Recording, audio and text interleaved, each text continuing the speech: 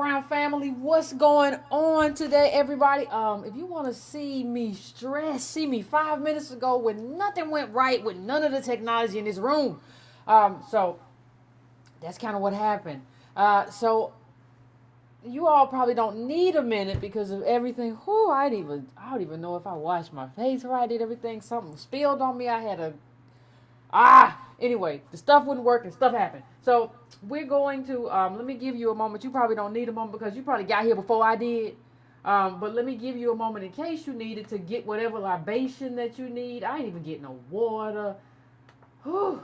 Okay, so take a moment. Today we're going to talk about what we're going to talk about today is we got to talk about the do's and don'ts. Somebody reminded me the last time. What is it saying now? Is it takeoff line? Somebody reminded me last time that we had a conversation that there were certain things that I did not bring up. From Belgium. Oh, that's interesting. Hold on 1 second for me. Let me see. Can y'all see me? Put something in the chat. Let me know in the chat if you can see me. I don't know what's going on tonight. It's just live. The tech is going crazy and all kind of stuff. I hope the new year ain't like this. Because this is something terrible. Like, what would y'all's want? Terrible. Terrible. Breaking Brown fam, how we doing? How we doing? I stopped and started. I know some of you said you could see me. Some people were like, I can't. So I just stopped and started the whole thing. I don't know why tech is trying to play games with me today. I'm trying to talk about the do's and don'ts going forward. We're talking about going out of, we just left 2017. We're talking about coming to 2018.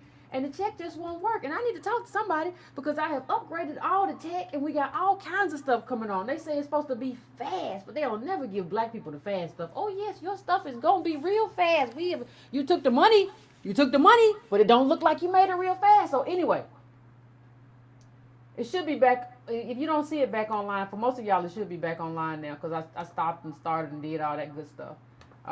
So it should be back online for most people. So I'm gonna try to give everybody a minute to kind of get back in here because I know some people kind of filed out because, stuff went awry. So that's why I'm looking at the computer screen right now, just trying to give everybody a chance to get back in here. Let me see, YouTube. What's going on now? I got something on my screen that won't go away. There's nothing that bothers me more than something on your screen that just won't go away. What is this? Is this some kind of advertisement? What is this? Anyway, so if you are watching this, please, you can go to donatebrown.com and donate. You can also go to breakingbrown.com and subscribe to the newsletter. Okay, you please share this in your groups and all of that good stuff. What we're gonna do today, and I think it'll be good for everybody. Like I said, somebody reminded me that we did not the last time because remember, if you all remember the first show, if you all remember what happened Monday, part of the problem with Monday is that we had tech problems in terms of phone calls. I got through the whole show, but in terms of phone calls, I had problems. Come here, microphone, please. I had problems with the phone call, so I wanted to give everybody. It was a continuation. So it was a continuation Monday show. So I didn't really get a chance to address the new year. Breaking Brown fam, I didn't get a chance to address the new year and the do's and don'ts. And some people reminded me that last time you had do's and don'ts when we came into 2017 and we got a year together, Breaking Brown fam. Do y'all know that? A year. Why do I have a pen in my shirt? A year, Breaking Brown fam. A year we've been together. We've been having these conversations. It's our anniversary. So what I'm going to do today is talk about those do's and talk about those don'ts. Talk about things we need to see in the upcoming year and things we don't need to see. Things we need to do and things we don't need to do. But I want to lead up to that and talk a little bit about reparations. I've been getting some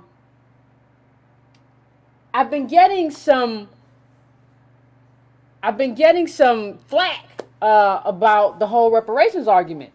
And some of that flack that I have been getting has been coming from not really conservatives who just don't care a lot of times, but not always. But I have been getting that flack a lot of times from people who identify as being on the left, who identify as leftists, as internationalists, as people who, in terms of the global fight against oppression. And, there's something that I really, there's something that I want to say. One of the things that we have to do is understand, like, there's no way you can understand reparations and adequately defend a reparations argument without understanding where we are. And when I talk about where we are, one of the things that it's easier for me to tell you that, in a sense, what I'm not talking about. So when I talk about reparations, what I'm not talking about, what I'm absolutely not talking about, I'm not talking about the conversation that we normally have. The conversation that we normally have is geared towards equality. And that's not the conversation that I am trying to have. And let me just pull up something. Let me see if I can pull this up while we're on air. Everything probably crashed. But let me just see if I can pull this up while we're here. Because I want to pull up something that kind of goes to what we were talking about in terms of the whole reparations argument and what that means in terms of not only just black wealth and all of that, like what we're talking about in terms of like equality. This is not an equality argument.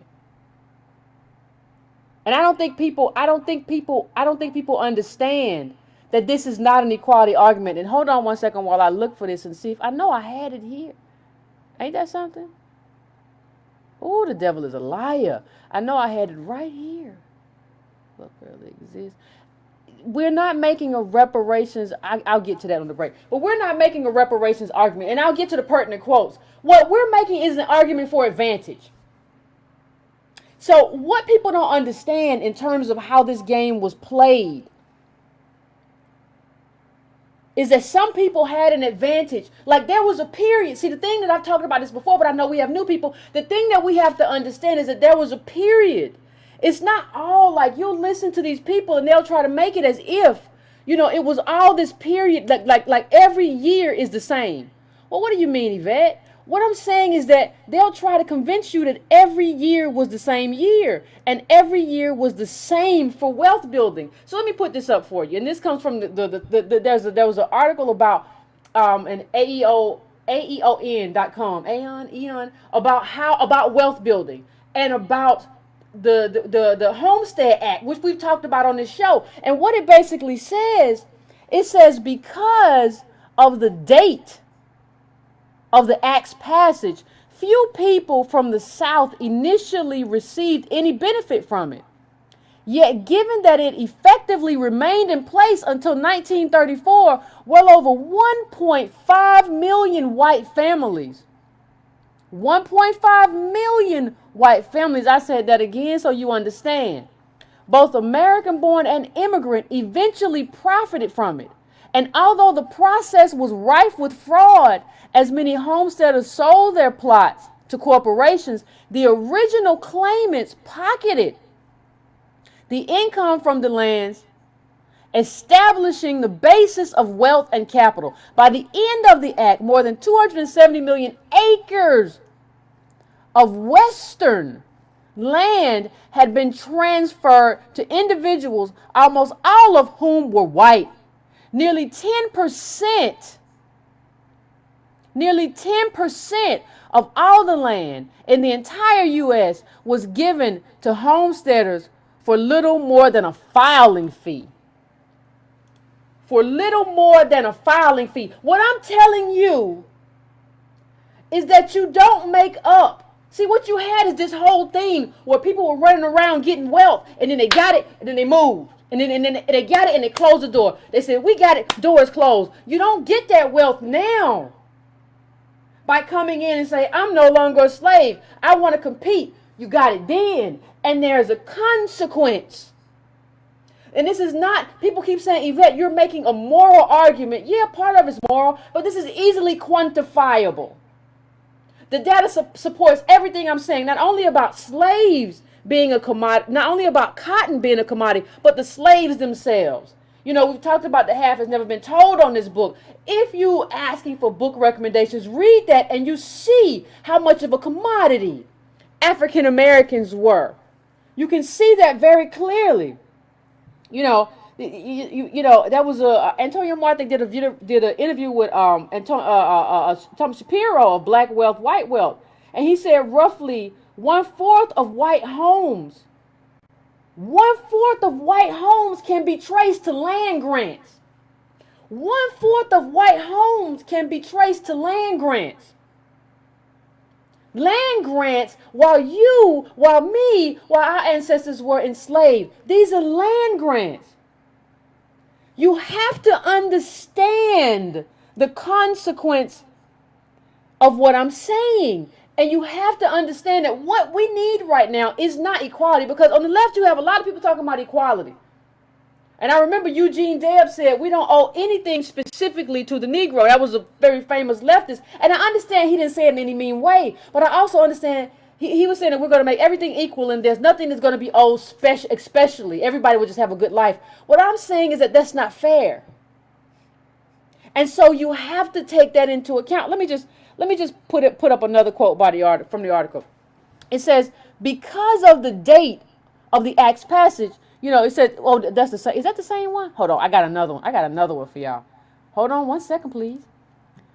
Okay, here we go. Let me make that. I'm trying to make that a little bit bigger. A little bit. Okay. By the end of the SHA, that's the Homestead Act. The SHA, when they say SHA, they're talking about the Homestead Act. It said 10 years later, nearly 28,000 individuals have been awarded land. Combined with claimants of the original Homestead Act then, more than 1.6 million white families, both native-born and immigrant, succeeded in becoming landowners during the next several decades. Conversely, nearly 4,000 to 5,500 African Americans claimants ever received final land because of the SHA. You're basically saying that there was a period of redistribution in this country. There was a period of redistribution in this country where white people got a whole bunch of land. White people got a whole bunch of money. White people got a whole bunch of free labor. And we were that free labor. And that free labor amassed a whole bunch of wealth.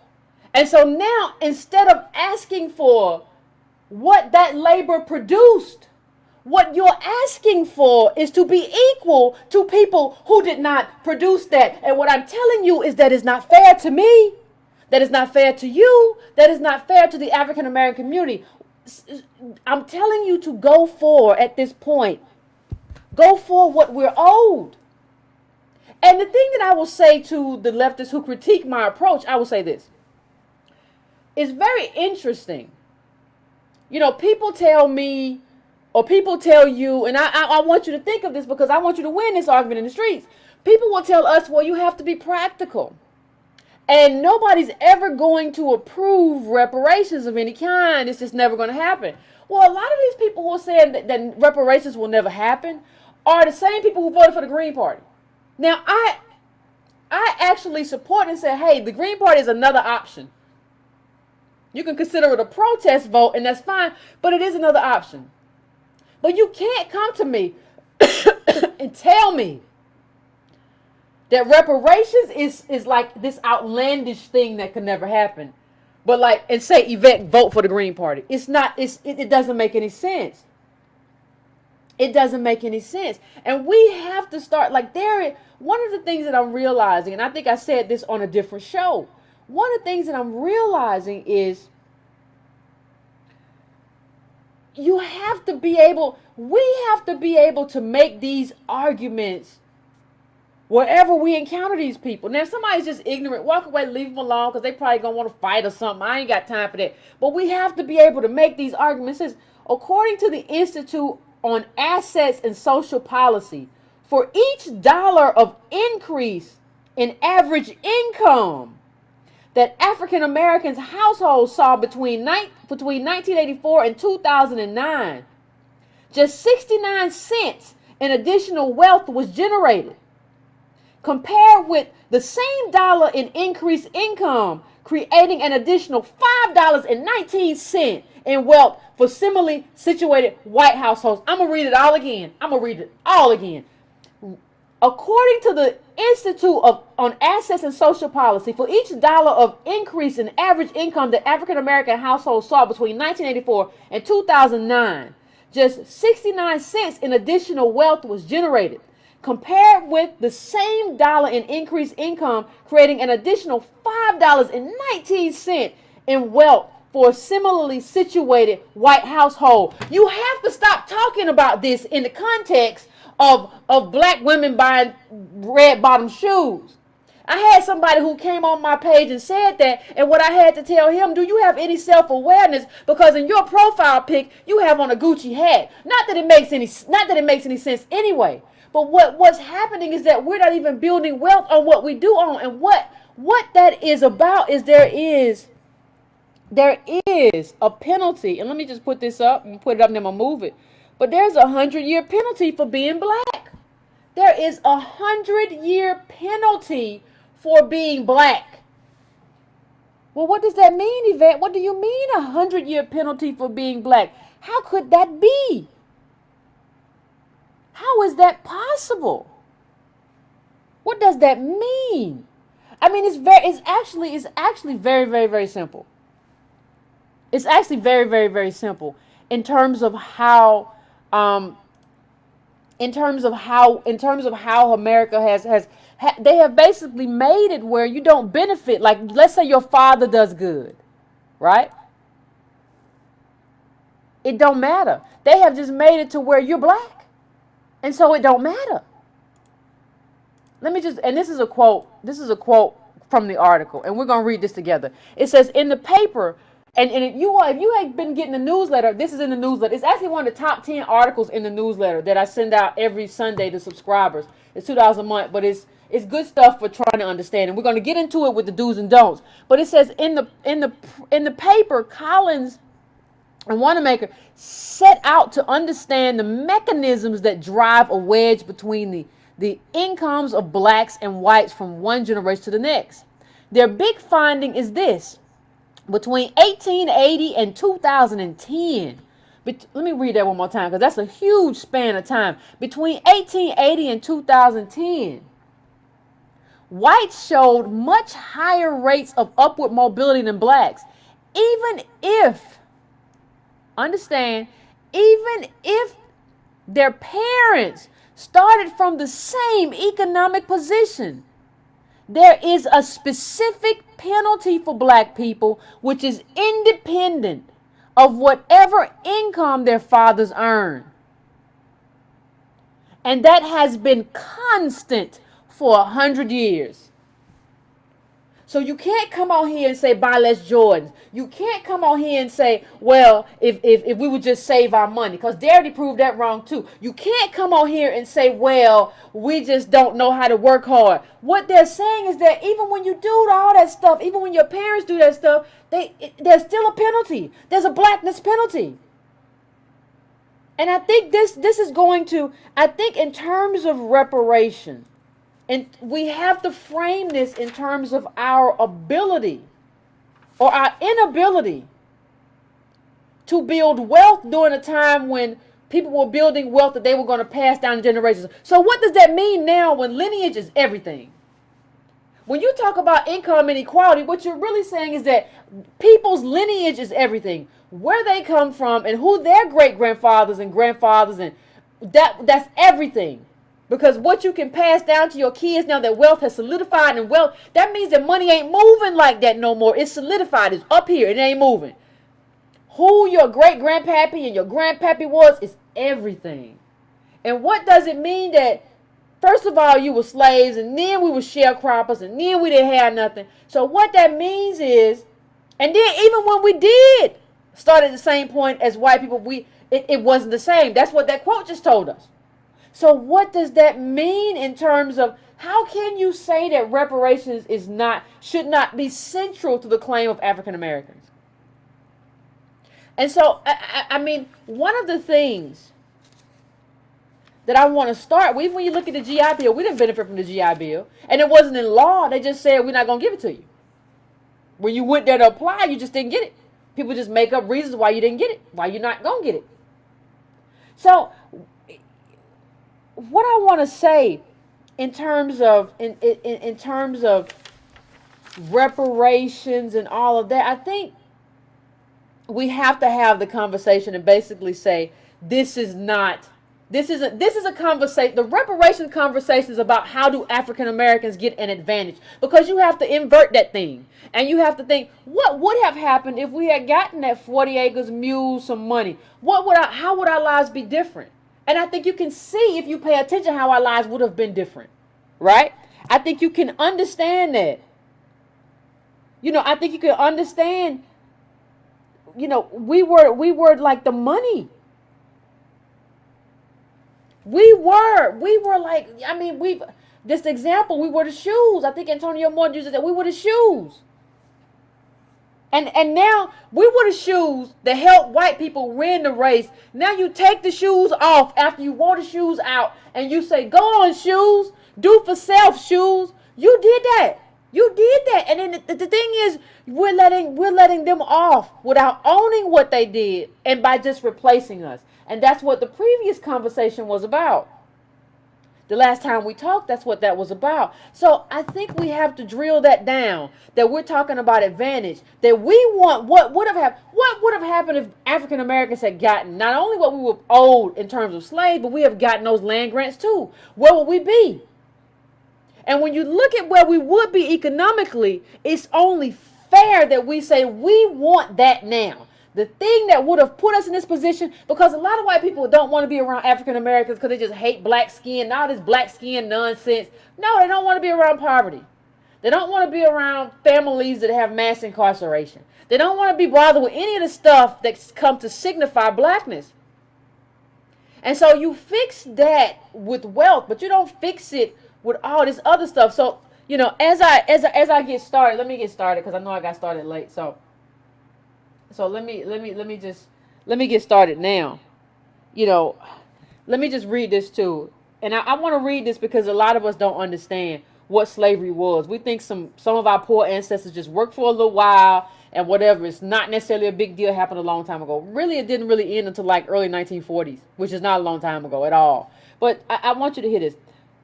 One crop, slave-grown cotton, provided over half of all U.S. export earnings. Let me read that one more time. The first part. One crop, slave-grown cotton, provided over half of all U.S. export earnings. By 1840, the South grew 60% of the world's cotton and provided some 70% of the cotton consumed by the British textile industry. Slavery paid for a substantial share of the economic of the capital, iron, and manufactured good that laid the basis for American growth. And this is from the Ta-Nehisi Coates article. If you haven't read that article on reparations, please go read it. It says in 1860, slaves as an asset were worth more than all America's manufacturing, all of the railroads, all of the productive capacity of the United States put together. Yale historian David W. Blight noted, slaves were the single largest by far financial asset of property in the entire American economy. When you come from that, what they're telling you is that America is not America without African slaves who we come from. America is not America. America does not become the richest country in the world. America does not become the most powerful country with the most powerful military in the world. America does not become the home to all these capitalists. What they're telling you is without slaves, none of this is possible. And so instead of running away from who you are in terms of the sentence of slaves, you should be running towards that. That's what we all should be running. In that direction and in the direction of that justice claim. That's what this is telling you. It's not telling you to run back to Africa. It's not telling you to project. It's telling you to own who you are and get what you're owed. And so now I'm going to go to the do's and don'ts for 2018. We need to hear them. One of the things I will say, do not trust anyone without data. If you listen to a person, I don't care whether the person is online, I don't care whether you're reading an article like that silly article in Newsweek. Do not, absolutely do not trust people that do not have data to offer you. If they have no data, even if you feel that they're misinterpreting the data, I get it, okay. But if they do not have data and they are just talking to you and having some kind of conversation with you and they have nothing, absolutely nothing to base that on, one of the do nots, the do's of 2018 is focus on data. Focus on things that you can prove. Focus on things that you focus on things that are quantifiable so you can debate it. If somebody comes to you with an idea or some kind of pronouncement on blackness or black wealth or whatever, and there's no data in nothing they're saying, you should look at them the same way you look at a Harry Potter book. It's just magic. Don't mean nothing. So going forward in 2018, what we're talking about data. We're talking, when people tell you stuff, ask them, how do you know that? Tell me what data set you base that on. Because people can form different conclusions sometimes with data sets, so that's fine. But tell me what you base it on. Tell me what data set you base that on. Because this whole thing where we believe that we're going to be millionaires and billionaires by saying it 1,000 times and clicking our heels, that's not how life works. Martin Luther King and even the activists in the 1800s, people forget that there was a civil rights act in the 1800s too. They didn't do all this stuff by clicking their heels and say, if I believe it, I dream it, I put it on my vision board, it's going to happen. No. There was real political work put in.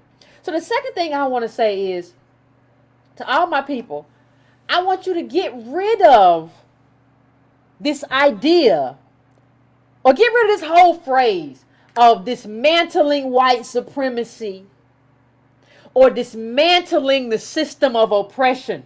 It is garbage. It is garbage.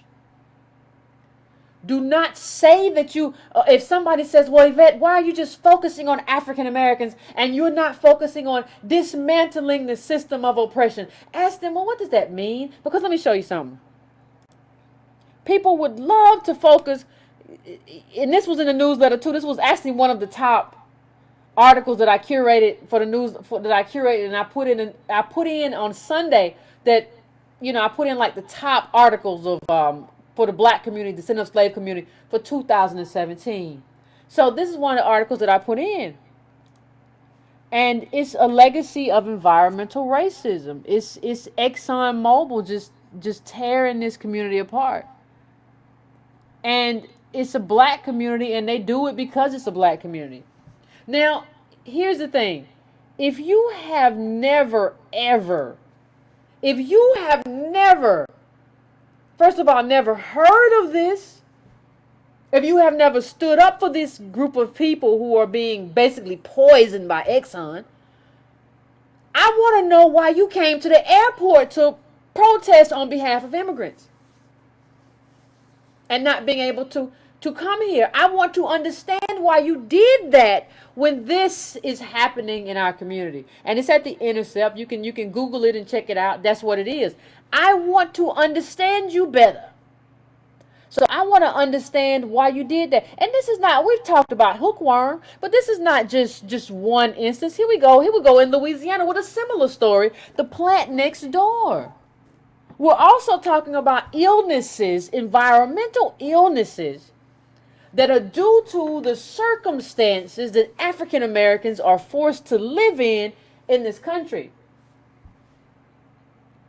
Now, if you never protested that, if you never saw an issue with that, if you didn't even know about that until I just pulled it up, I want to know what you're doing on your page, talking about DACA and immigration and all sorts of stuff.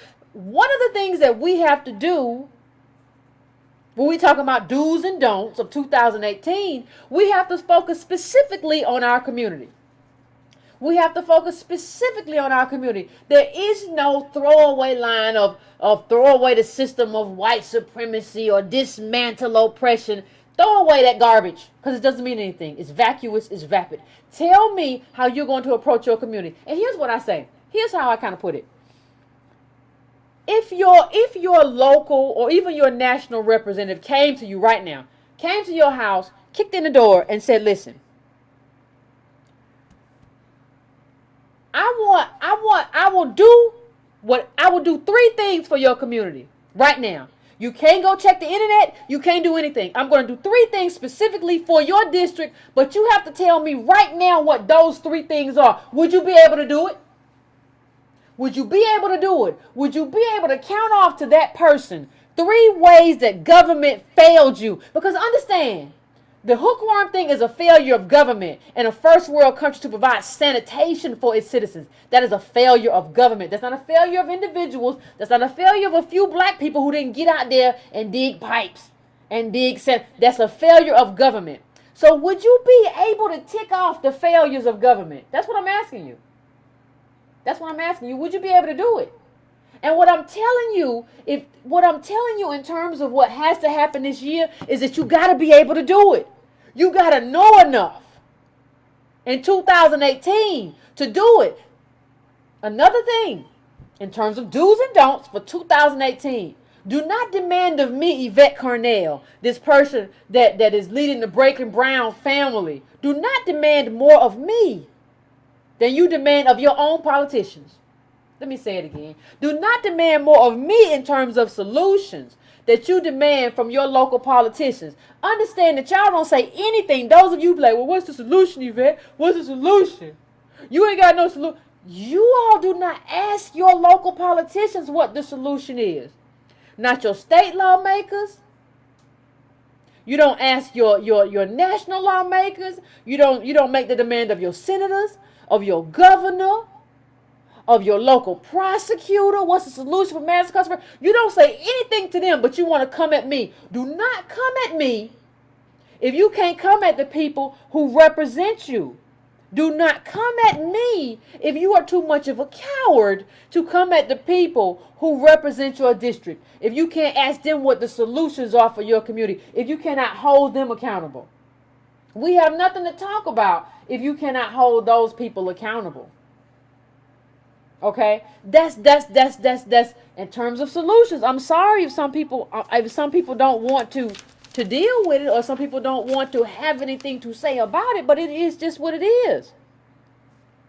And I think you have to, when I talk about solutions in 2018, when I talk about getting specific, you have to, listen, if you don't hear anything else I say, one of the things that I have to say is that you're no better than the questions that you ask yourself. Your mind is no better than the questions that you present to your mind. It's just the way life works. So when we talk about DACA and immigration, I want you to sit down. Every black person, descendant of slave, black native that I'm talking to, I want you to sit down with a notebook. And when you decide that you want to, when you feel like you want to support an issue, one thing I want you to do, I want you to start writing it down, the issue you support. So let's say you saw some Democrats talk about DACA. I want you to write down how many immigrants there are in your community. That data is available online. I want you to write down how many times, when you have gone out to meetings or town halls or whatever, immigrants have been there to support your agenda. Write it down. I want you to write down how many people in your family have visa problems and problems traveling internationally. Write it down. And I want you to do a pro and con list. I want you to list the stuff that is important in your community. That's what you got to do in 2018. What you don't got to do is just follow Democrats who say, go here, follow this, do that. No, you got to think for yourself. Get your notebook, get your pen, and do for yourself in terms of figuring out what you need to follow and how you need to follow and how you need to do it. Do that for yourself. That's a do for 2018. Understand that. This is just where we are. It's just where we are. It's just where we are and what we got to do. Also understand in 2018, when we talk about immigration, we talk about immigrants, we talked about that a lot on this show. Understand the same thing about political relationships that you understand about your romantic relationships. Well, what do you mean, Yvette? Relationships are about mutual benefit. Now imagine if you are in a relationship and every time your partner comes in the house, you rub their feet, rub their back, whatever, and you do all this stuff, and then every time you come in the house, they sleep, and then when you say, hey, I really had a heart, it's like, I don't want to be bothered. I'm tired. At a certain point, you should ask yourself in this relationship, what is the mutual benefit? I'm always there for you. You're not there for me. Let's talk about what that looks like in terms of mutual benefit. In politics, it's the same thing. You have to ask people, wait a minute, you keep saying we should all be in this together. So when we talk about mass incarceration, how come I'll never see you? When we talk about black women getting evicted at record rates and stuff, how come I'll never see you? There are a lot of places where you are absent. But you love to come and tell me how not focusing on some kind of international, how we all oppress stuff is a problem. No, you're part of the problem. Because you want me to support you and your agenda, but you never support me and my agenda. Write it down somewhere, stick it on your wall, your corkboard. Alliances are based on mutual benefit. It's not I give to you and you don't do nothing for me. Mutual benefit. Pin it up somewhere. And make sure when you're dealing with people in this political game that they have put some skin in your game. That they have said, I will do X, Y, and Z for the African American community in my district. Other than that, I don't know what to tell you. And let me tell you, this leads me into the next do of 2018.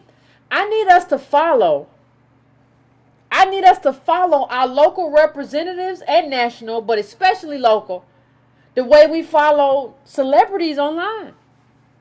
I don't care whether it's Instagram, Twitter, Facebook. You need to follow these and let me tell you, listen. I just recently moved back and forth, so I did the same thing. I went down, I looked at my elected official, and it was problematic. She was on there talking a local state. She was on there talking about DACA, and there's some weird stuff about what do you call those vision boards, but vision boards for politics.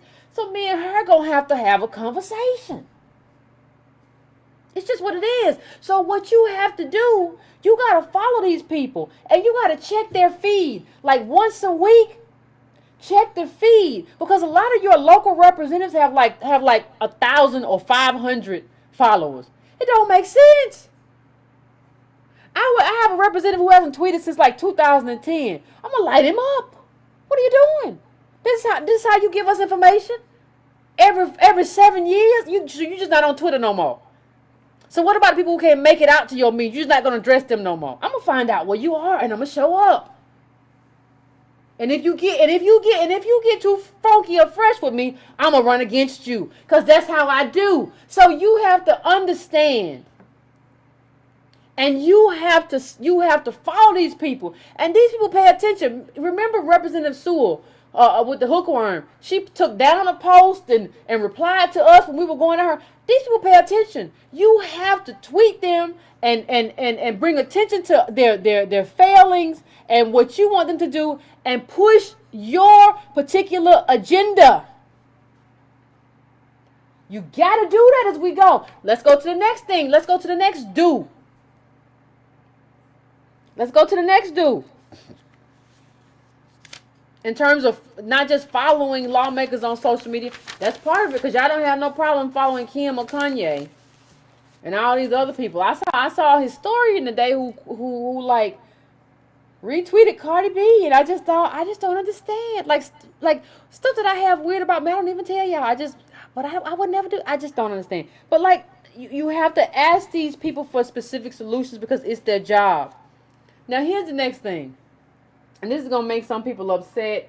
And that's probably the story of my life. But I'm kind of tired of black people talking about we got to get rid of the church. We just got to come out of the church because the pastor's taking all the money. He's taking all the money. We can't be in the church. Listen. And I've mentioned this, but I didn't go into it. First of all, if you want to go out of church, fine. What you got to do, though, when you leave the church, especially if you're a homeowner, like people want to behave like renters as homeowners. There's a reason why renters don't really pay property tax, because they're transient. But if you're a homeowner, you have a stake in that community. So if you're going to go out of church, you got to go work for a nonprofit. You got to still be in your community. But part of the problem, a lot of people who came out of the church aren't really non-Christians. They're just people who got frustrated with the church and with the leadership at the church. And what I'm going to tell you is that instead of walking out of the church, it might be time for you to show some authority and take over that church. I don't mean take over it in terms of just take over the pastor or whatever, but force, if your church is on some prosperity gospel BS, you need to force some accountability. Not just stay home and I'm going to be in the bed on Sunday and then when football come on. No, force your church to be accountable. If you have a church that's on some prosperity gospel, which is not even biblical, then you need to take some leadership and say, this is some BS. I've been in this church for 5 years and I ain't standing for this. I'm not standing for it. You need to stand up in your church. What we have done too much as African Americans is walk away from stuff that we should be standing on. You should be standing on what you believe in your church. You should be standing on what you believe in your politics. You don't walk away from it. You stand on that. I stand on what I believe right here in front of these cameras and YouTube. And if I meet you in public, I'll stand on it. Anybody who's ever met me in public will tell you, Yvette stands on what she say right there in front of me. And she'll talk with me as long as I want to talk to her. I stand on it. You got to stop walking away from stuff and you got to start standing on it. We don't get to walk away. People who are aristocrats get to walk away. You don't get to walk away. Churches are an institution in our community. You don't get to just walk away and say, I ain't going back. I don't want to be bothered. No, you get in there and you stand on it. You say, you're not going to take advantage of my congregation because I'm a woman here and I'm a man here. I'm a wife. I'm a husband. I got kids and I'm not going to let you do it. I will run you away from this church before you take advantage of my people. You stand on that. That's the problem right now. Too many of us won't stand on stuff that we should be standing on. We walk away when we should be standing. You don't get to be a descendant of slaves who got hung. Can you imagine what it's like to be hung from a tree? Can you imagine what it's like to be lynched? And they were standing on stuff though. And we won't stand. That's some awful stuff when you refuse to stand on what you should be standing on. Some real awful stuff. And let me just show you this real quick. I want to show you this because I want everybody to understand. And I'm going to make a quick little pivot. But I want everybody to understand what's happening because that's going to lead me. That's going to lead me to where I'm about to go in terms of this conversation. This was on Instagram. I think the guy's name was Black. It was a white guy named what was it? Plastic Jesus or something on Instagram. Anyway, he put up an image or video on Instagram of Christmas in a Los Angeles Skid Row. And this to me really speaks to the coming storm in the black community, which a lot of people, most people, the overwhelming majority of people, whether it be on Facebook, YouTube, stars, whether they be in politics or whatever, that they're not paying attention to. And I just want you to look at what he recorded.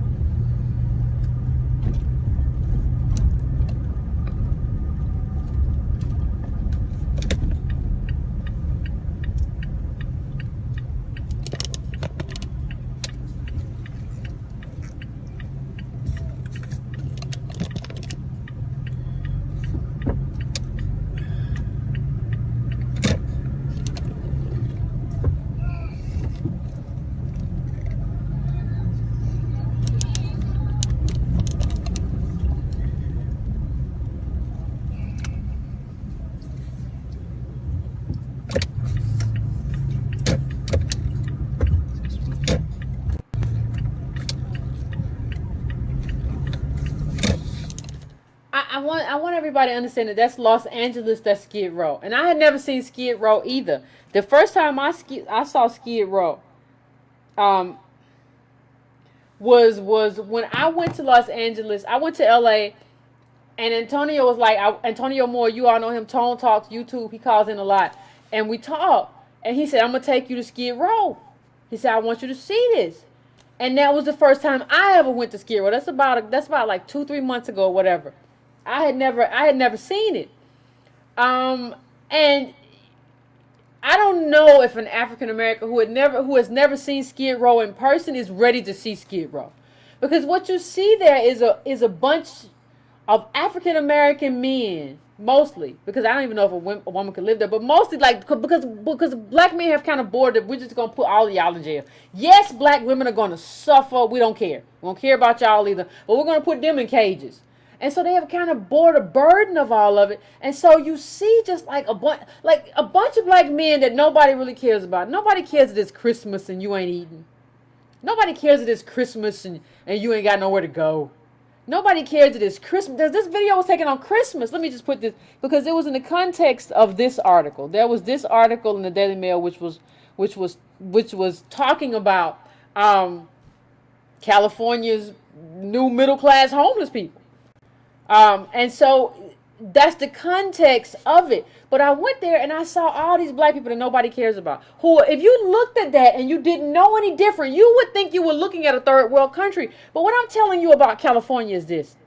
California is a very, very, very good, if you look back, it's a very good indication of what's about to come. It's a good barometer of what's about to happen in America. And what I'm telling you is that we're entering a space of third world America. And so there are questions that you are going to have to answer.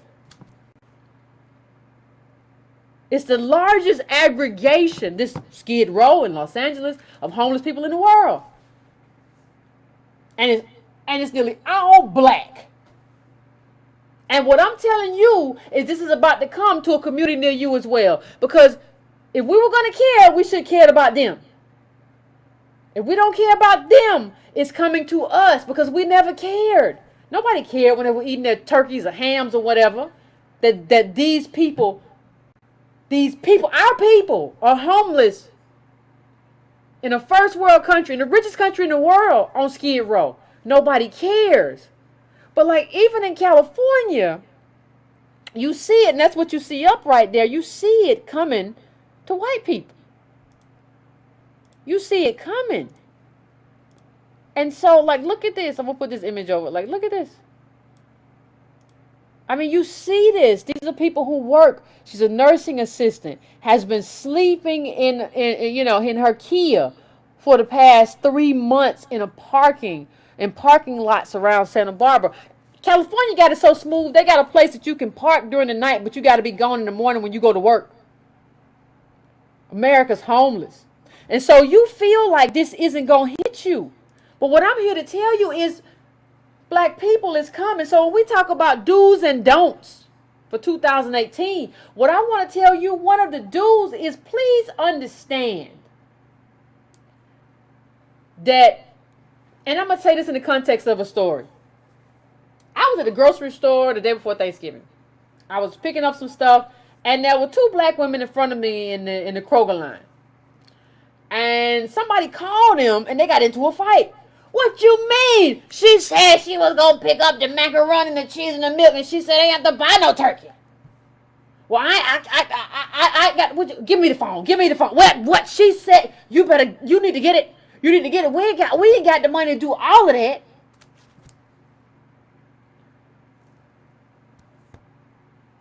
When you think about the fact that black men are 2% of LA and they are all of Skid Row,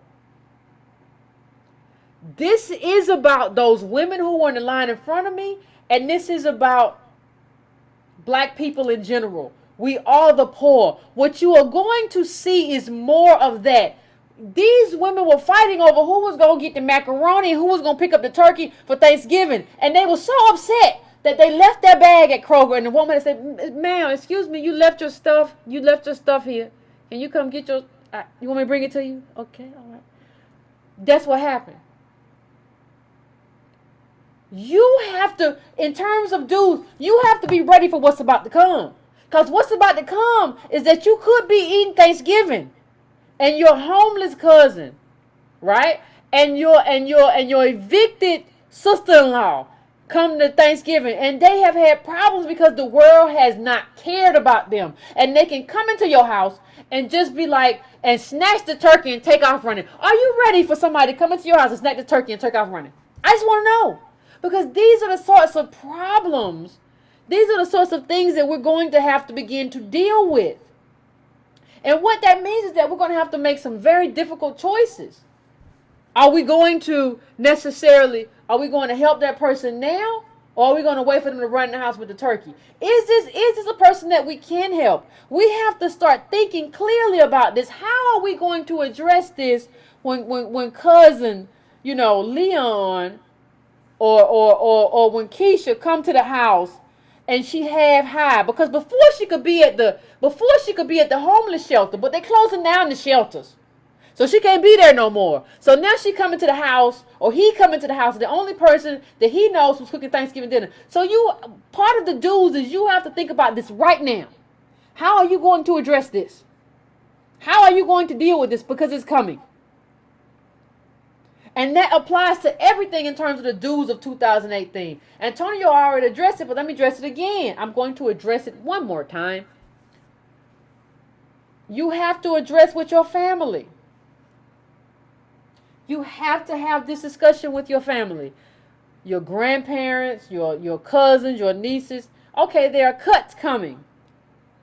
So maybe you were going before you could get your cataract surgery. And this cut to Medicare says that they're not going to cover that until like 70%. It used to be 80 or whatever.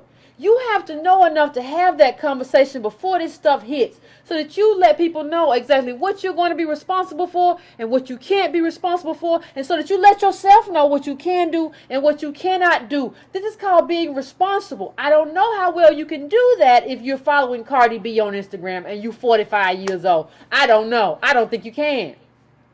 So, one of the things we have to do, given what we know, as African Americans, given what we know, one of the things that you also cannot do is allow for another African American to be degraded in your space.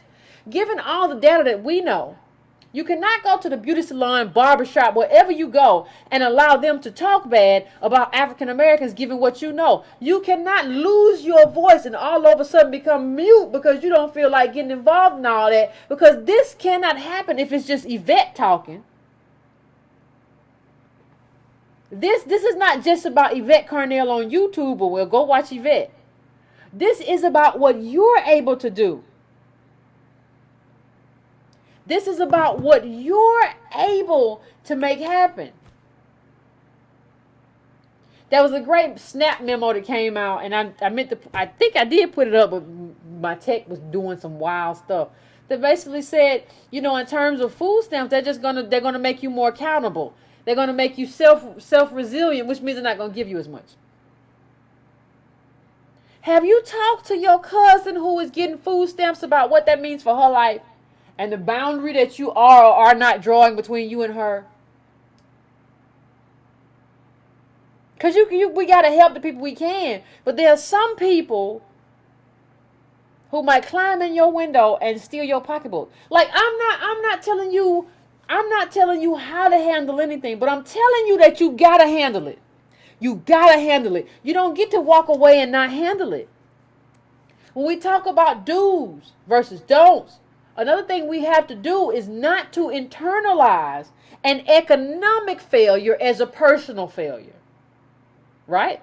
You have a responsibility to do whatever you can to get out there and get a job or get out there and make money. That's your responsibility. But if you are a year or 2 years out and you have not been able to do that, and you are sending resumes every day, don't you get depressed, don't you get sad, don't you get upset and internalize an economic failure and systemic oppression as an individual failure. Don't you do that. That's what they want you to do. Don't you do it. You cannot do it. Another thing we have to do in terms of drawing links, We have to be able to link things. So as an example, you'll hear people say, well, Yvette, why are you not talking about capitalism instead of immigration? And what I will say to you is this. The reason we have, in terms of poor immigrants, and rich immigrants too, but we already addressed that. Even when I talk about poor immigrants, the reason that we have them is because of capitalists who decide that they want to bring in basically slave labor. So people think I'm opposing immigrants by opposing, poor immigrants coming in here. No. I'm telling you that I am in opposition to people who bring in slave labor, people who have no rights in this country. I am opposed to that because I understand that they're being used. And I understand that they're being used against us. I'm in favor of them having a good life. And I understand that what they're brought into in terms of picking strawberries and all kind of back-breaking work here because they can't really do anything, because they know they don't have no rights. I understand that what's happening is not good for them and it's not good for us. So you have to understand that everything is linked. When I talk about links, understand that everything is linked. You don't say, well, Yvette, why are you talking about this and not talking about capitalism? Capitalism is immigration. What are you talking about? Who do you think controls who gets in and why they get in? Who do you think does that? These are the deal makers. I don't understand what you're saying if you don't understand it. So, you have to decide what your reaction is going to be. And when we go to do's and don'ts, here's another one. Do not understand your life or your position in this life through projections. When I'm telling you, don't understand your life through the lottery, through Bitcoin, through multi-level marketing, or the subversion of Christianity through prosperity gospel. These are projections that are not healthy for you as an individual. This is not a healthy understanding of yourself or your wealth position. Do not live vicariously. Live in your life right here, right now. If you wanna engage in some kind of mindfulness philosophy, you can find it all over YouTube and all over podcasts for free. Instead of being engaged in something like that, here's what I want you to do. I want you to shut all that foolishness down, and I want you to love the people in your house. Husband, wife, kids, I don't care. Girlfriend, boyfriend, I don't care. Shut that stuff down and take a look at the person in your house and find 4 new things about them. Find 4 things that are funny or different or whatever that you never noticed about them, but now you notice. And you wanna talk about it, and you want to be playful about it.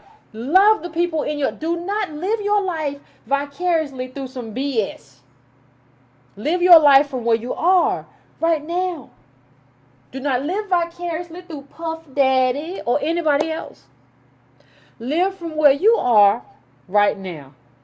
And I think that's the beginning of something very good. Another thing I will say in terms of the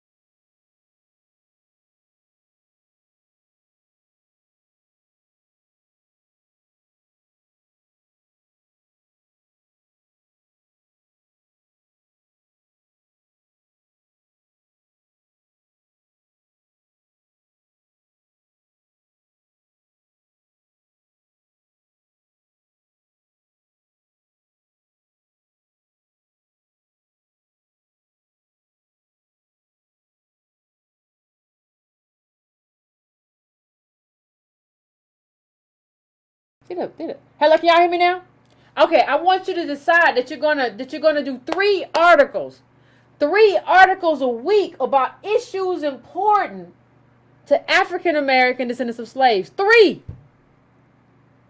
3 articles a week. You have to have some sort of some sort of foundation in terms of a standard you set for the information that you take into your life. 3 articles. I'm not talking 10. You can read 3 articles a week. Like I said, I do breakingbrown.com, the newsletter. That's $2 a month, and I give anywhere from 10 to 18 articles every week about issues that I found or articles that I found that are important to DOS. Right? You have to do that. You have to do that. Now, what I will do also, I'm not gonna just make it about articles. I will say you have to read 1 book about black politics every 2 months. So from the beginning of January to the end of February, I need you to have read some sort of book about black politics. How is that a lot? I'm not asking a lot. And I think what I'm going to do is put up a bookshelf on Breaking Brown, and I'll link to like maybe black bookstores and like leftist bookstores. You can choose which one you want to go to. But that's what I think I'll do, because you have to, like, that is the foundation for everything is knowledge. Not just talking. We do a lot of talking. Now I'm going to say something that y'all not going to like. And you probably didn't expect. But here's something else I want you to do. And I'm going to tell you this for a very specific reason. I thought about it long and hard day when I was thinking about what I wanted African Americans to do in terms of 2018. I want you to visit a cemetery. I want you to visit a cemetery. Not a cemetery where somebody you love. No. Because then you get too caught up in the emotion of it all and you're hurt. No. Visit just like a regular cemetery. And I want you to think about how fleeting life is. Most of us get less than 100 years. And I want you to think about what you want your life to mean. I want you to think about what you want African Americanness to mean. I want you to think about what you want your contribution to mean. I want you to think about what you want your headstone to say. I want you to write it down, and I want you to come back to the house. And I want you to look at that regularly. I don't care where you got to pin it at. I don't care what you got to do. I want you to look at that regularly. We don't have a lot of time here, people. We don't have much time at all. Are you going to spend that time chasing some kind of white ideal? Or are you going to be there and be the soldier that your people need you to be? And when I say soldier, I'm not talking about just men. Like this idea that just men. No, we all are soldiers in this war. What do you want to be? What do you want to do? Let's be honest with you. At a certain point, we're all going to be in that ground. We're all going to be food for worms. So at the time that we're here, I want you to tell me what I want you to think. I can't tell you. This is some existential stuff. I can't tell you, but I want you to tell me, what do you want to do? I want you to tell me what you want to do and how you want to use this time that you have in your life. Do you want to use this time for just fashion? Or getting the perfect line up on your hair? Or do you want to really do something? Or really fight for something, win or lose, because we don't know whether we're going to win or lose. But win or lose, are you going to fight for something that's meaningful in your life? I think this is a question that we should ask. Another thing I need you to do, on a whole different tip, stop saying you self-employed when you unemployed. You know, black people we use self-employed a lot of times when we unemployed. Well, no, I got my business. How much did it make? Well, I ain't make, but man, I like $5,000. You're unemployed. That's fine, but just say it. Because when you say it, there's no embarrassment in it. But when you say it, it gives you what you need to push yourself and ask yourself the questions that you need to ask about. How did I get here? How did my group get here? I did a lot of stuff right. Why am I here? It puts you in a positionality to start asking questions about your life and to be honest with yourself about your life. And that's one of the do's. Do not be dishonest with yourself about your life and how you get here. Please do be honest with yourself. Don't tell yourself you are the CEO of Blackity Black Productions. You are not the CEO of Blackity Black Productions and you made $800 from Blackity Black Productions. You are unemployed. Let's be honest. There's a lot of unemployed people. It's a lot of unemployed people. And that's no fault of our own. And so you saying that you're CEO of Blackity Black Productions, you just trying to cover the fact that you're unemployed. As opposed to owning that and saying, you know what? It's not my fault. And I'm going to get involved in a way that I think changes all of this. So let me go. I want to go through this really quickly because I know I'm going over time. In terms of the dues, let's become prepared in terms of natural disasters. Donald Trump's government, or most of the government, I remember Katrina, ain't going to be there for us. So I don't care whether you need a solar phone to charge at the network. I don't know if we need, whether you got to have some water, you got to have some food, you got to have some stuff to cut some stuff with, you got to have all kinds of stuff. So let's research preparedness in terms of natural disasters so that we can help not only ourselves but the people in our community when this stuff hits. Because I don't know where you at, but I'm in Georgia and it's like 18 degrees and I didn't expect that. Who knows what might happen? Pipe might burst, anything could happen. So what I'm telling you is to let's make preparedness for natural disasters part of our priority as well. Okay? Also, let's not have any distractions. You know, when we look at stuff, we've had a lot of distractions as of late. And I don't know what to tell you about all of these distractions. What I'm telling you, though, is that it's almost like I'm a big fan of zombie movies. And only because I think zombies say a lot about humans. You ever watch a zombie movie and somebody throw something at the other end and the zombies just go, and they just go to the other end and they follow it? Because they don't know. They just zombies. Just follow whatever loud sound they hear. Too many people in general are like that. Especially Americans. But like you and me, we can't afford to be like that. We can't afford to be following little people who are just gossipy. Like right now there's this whole thing. Steve Bannon has a book out. He's talking about Trump. And what we need to be asking still is what does this mean for us? We can't talk about just like, I can't believe Trump said that and Bannon said this, man. We ain't got time for that. And we need to tell these media people, we ain't got time for this foolishness. Tell me what, does any of this say anything about what it's going to mean in terms of African Americans and what we're able to do? Okay, if it ain't, I can't help you. You know, let me put this up. Let me put this up for everybody because, you know, if I need people to understand, and this is a question, I'm going to put this up big and I'll make it small. I need you to, what this chart says is just like 90% of low income students cannot afford college. Like in most colleges, most low income students cannot afford it. That's what this chart is telling you. It is the percent of sample colleges that are affordable or unaffordable to example students. Affordable is blue, unaffordable is yellow. I want you to look at that for 1 second before I go on. Please take a look at that and please understand what that is saying to you in terms of what's about to happen, in terms of what America is about to look like. Please understand what that is saying to you about the opportunity available to your child. I want you to look at it and I want you to understand it. Now, I want you to ask yourself the question. Since they say college is unaffordable to 90% of low-income people, I want you to ask yourself, since most of us are low-income, ask yourself, what do you say when your child can't go to college? What is your plan B?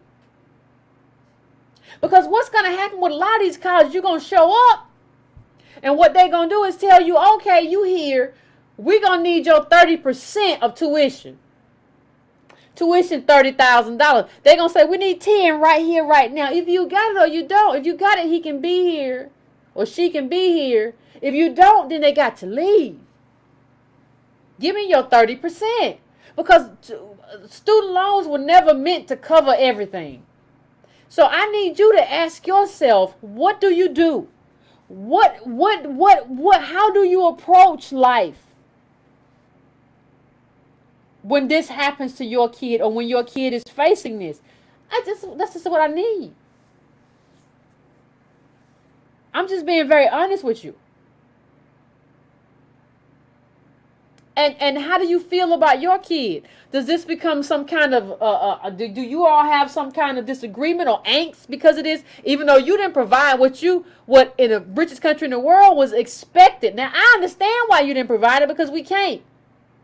But you can't go around talking this do-for-self nonsense and then try to make an excuse to your kids why you didn't provide. You got to tell them we come from slaves and we ain't got our reparations, not yet, and I couldn't provide it, and this is what it is. How are you going to approach this? But I want to tell you, regardless of what you decide to do, you need to get ready, because ain't nobody playing. You just need to get ready. Just get yourself set up for what's about to happen. Just as you say, and when we talk about foundational knowledge in terms of do's and don'ts for 2018, when we talk about foundational knowledge, what I want you to do, instead of, a lot of y'all, and I hear you talking, just in case you think I don't, I'm that person behind you in the line. I'm that person off to the side at the bank. I hear you. We can say a lot about, oh man, did you see that football game? Oh, girl, did you see Real Housewives of Atlanta? We can do all that stuff. But we can't say, did you read this book? Did you read that article that came out about wealth? Oh, my God. We can't do that. You have to incorporate that in terms of your life. And understand that does mean some people, there's going to be a thinning of the herd. Some people are not going to make it with us. We cannot save everybody. That's not even what we're here for. We cannot do it. So understand that this is going to mean that you're going to have some very difficult decisions. Because a lot of people want to talk that collective stuff at night. They want to talk about collectivism in the evening. But during the day, they want to be a super capitalist. But it don't matter. Or they want to talk about it when it hits them. So you go to them with an article or a book about racism, and they say, oh, you're just being negative. I don't want to talk about that. But then when they son get arrested, can you believe in these cops just racist? You're going to have to kind of be like, I don't want to talk about that. I don't want to talk about that. Because when I was telling you in terms of community how much it mattered, you ain't care. You only care when it comes to your kid. And that is no longer acceptable. Either you fight for the whole tribe or we don't have nothing to do. I'm not dealing with you just fighting for little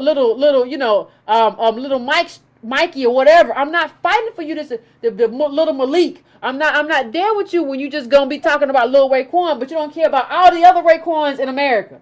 No, that's not acceptable no more. We have to, if you're gonna be community, be community. That's just what it is. And let me just say this. We also have to be in a position where even if we're not doing good or great, we refuse to shame ourselves and to be shamed by other people because of what we know as systemic oppression.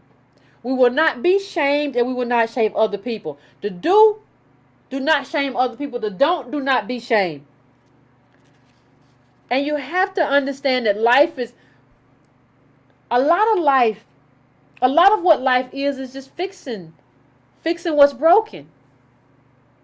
And we have to be willing to engage that and start fixing what is broken. And that's a lot of work. And sometimes what I feel is just like we don't want that work.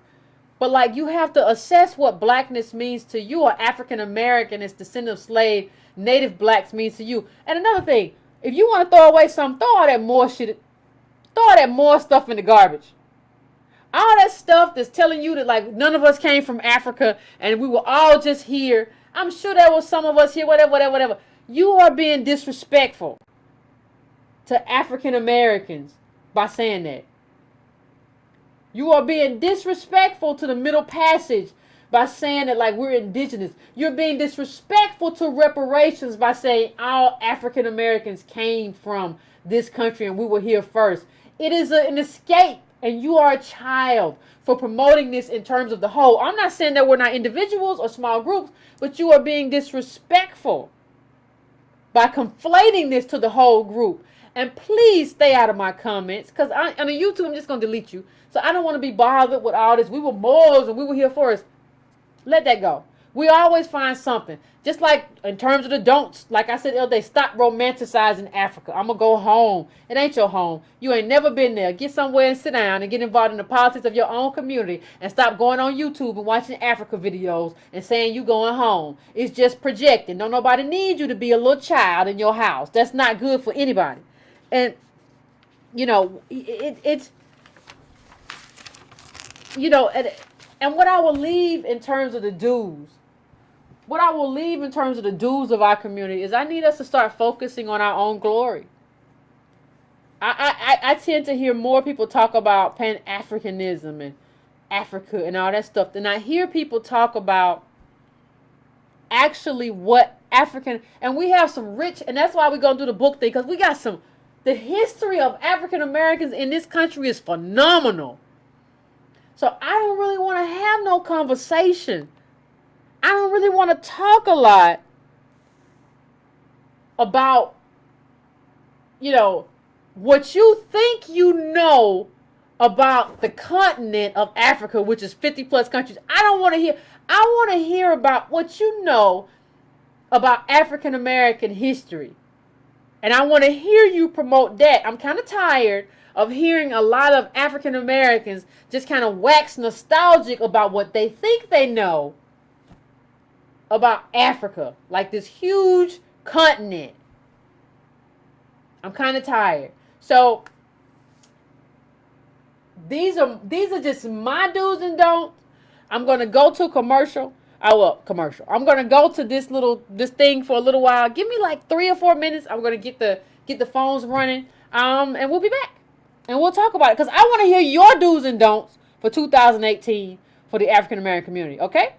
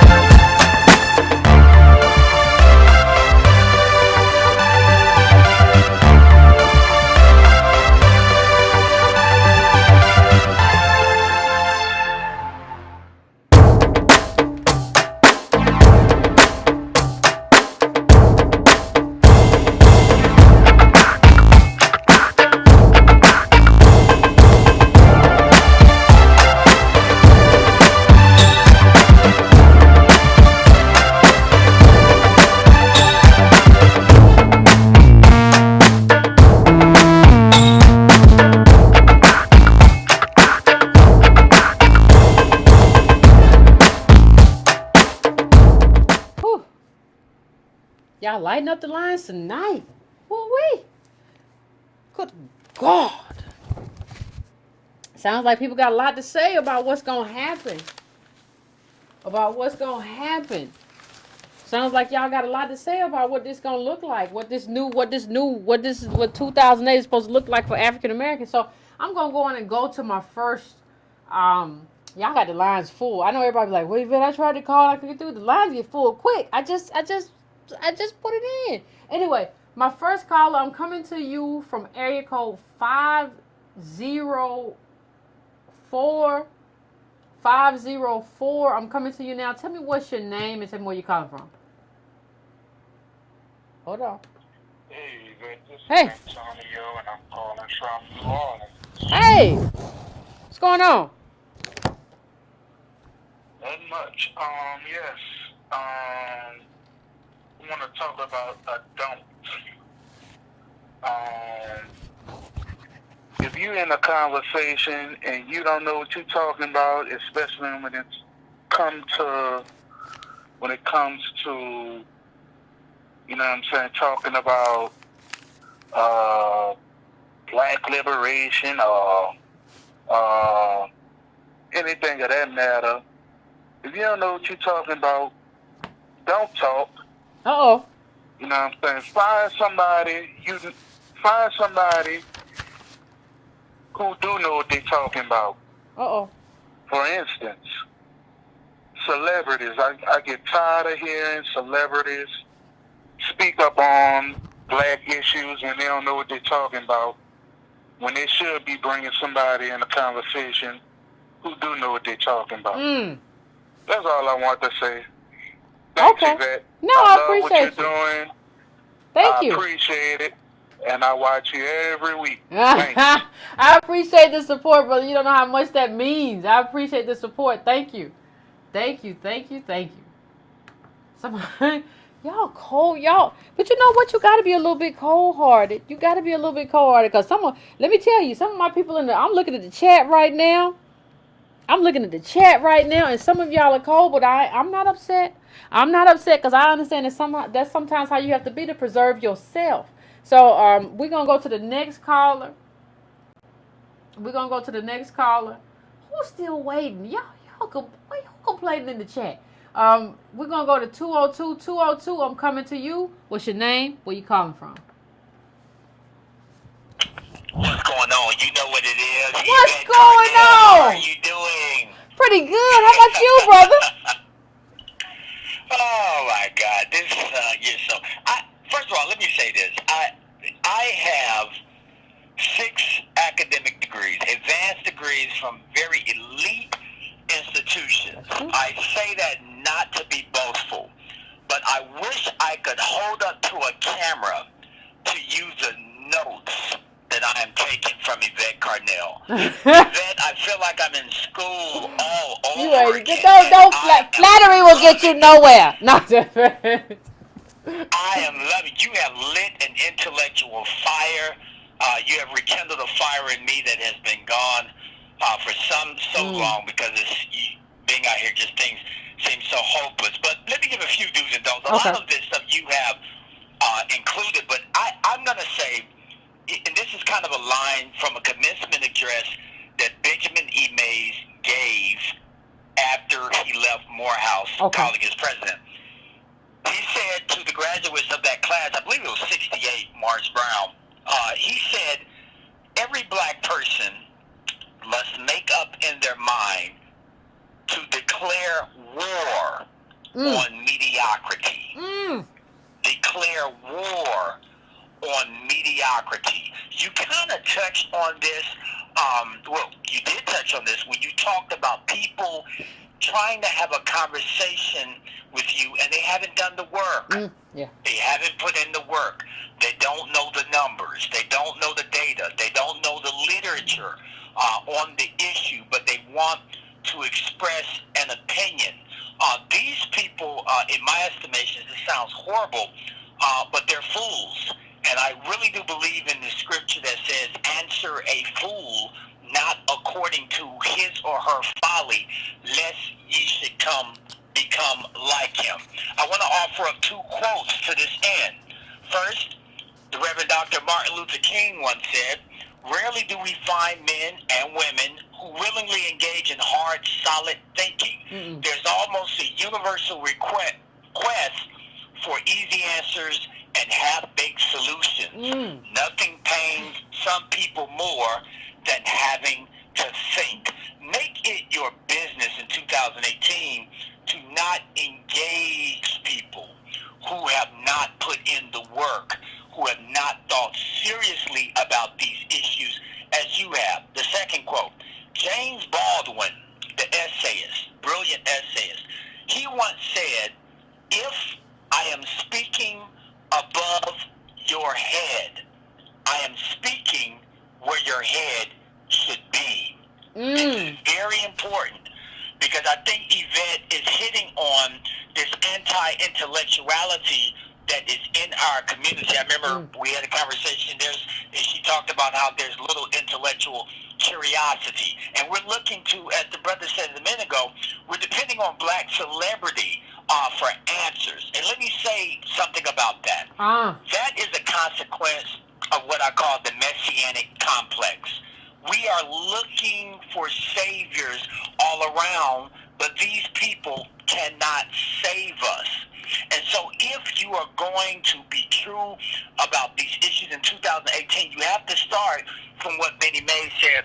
You have to declare war on mediocrity. Think about the mindset that comes to black people from 250 years of bending over picking cotton. We don't even think about that, though, Brother Hamilton. We don't even think about it. That. And not only that, Yvette, think about it was criminalized to get an education. So when you see today the acting white phenomenon, when black kids start to show academic progress and the other kids pick on them, they dumb themselves down to fit in. Do we not see that type of behavior as adults? Oh, who does Yvette think she is? She's always talking about this data. She's always talking about, we don't want to hear about all of that. Well, that's this type of anti-intellectuality. And it must be said, not only was it illegal for you to read, but often slaves would tell on other slaves for learning how to read and get them killed. Oh, get them hung up. Today? Yeah. You're right. That's not happening today. And the last thing I'll say is this. Even with all my education, I am done selling a college education as salvation to black people. Now, let me be very clear on this. I want to be very clear. A college education without employment opportunity is nothing more than wealth transfer. I want to say it again. A college education without employment opportunity is nothing more than wealth transfer. What I'm getting at is don't forsake blue-collar work as though it is bad employment. We need people to do and participate in nation building. Look at Barbuda, what's going on right now. And I'll leave you with this. Yvette, you talked about something very important that I really have to give you props to. You talked about disaster planning and preparedness. Look at what's about to happen in the island of Barbuda that was destroyed by Hurricane Irma. They have a co-op there that says there is no private land ownership allowed.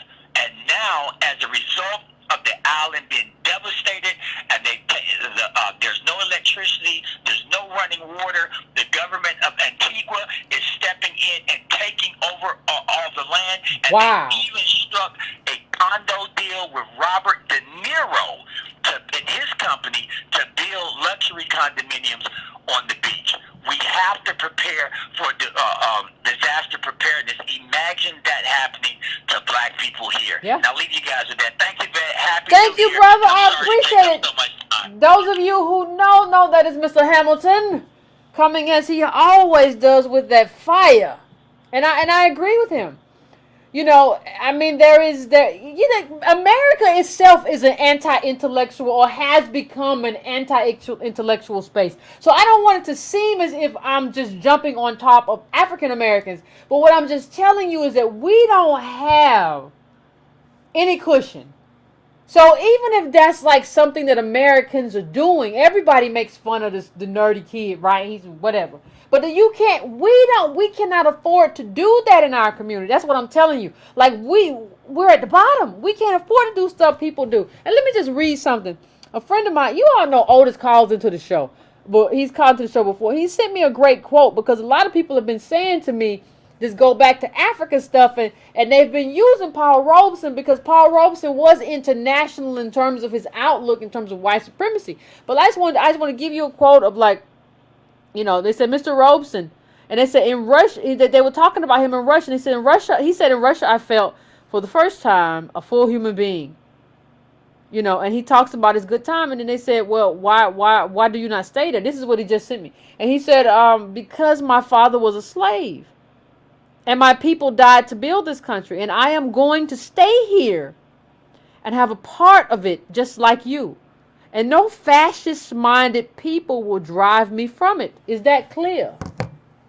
It was clear to me. It was clear to me, Mr. Robeson, what you were trying to do. So I think that's kind of the tradition that I want to be a part of. Staying here as opposed to immigrating and becoming an immigrant. And let me tell you, America's on the march. If you haven't seen any of the articles about what's happening in Africa in terms of how America is there and the presence there, you just haven't been reading enough. You're not going to outrun America. You might as well just fight here. So I'm going to go to 313. I'm coming to you. 313. Tell me what's your name. Tell me where you're calling from. Oh, hello. This is Sanubi. I'm cool astonished. I love you so much, Yvette. Okay. Hey, what's going on? Let me just hurry up and get into it. Oh, what I thought. Okay, I didn't hear what you said, but no, I just said what's going. I just said what's up. That's all I said. Okay. Oh, fire. Okay, let me frame this. Okay, so right.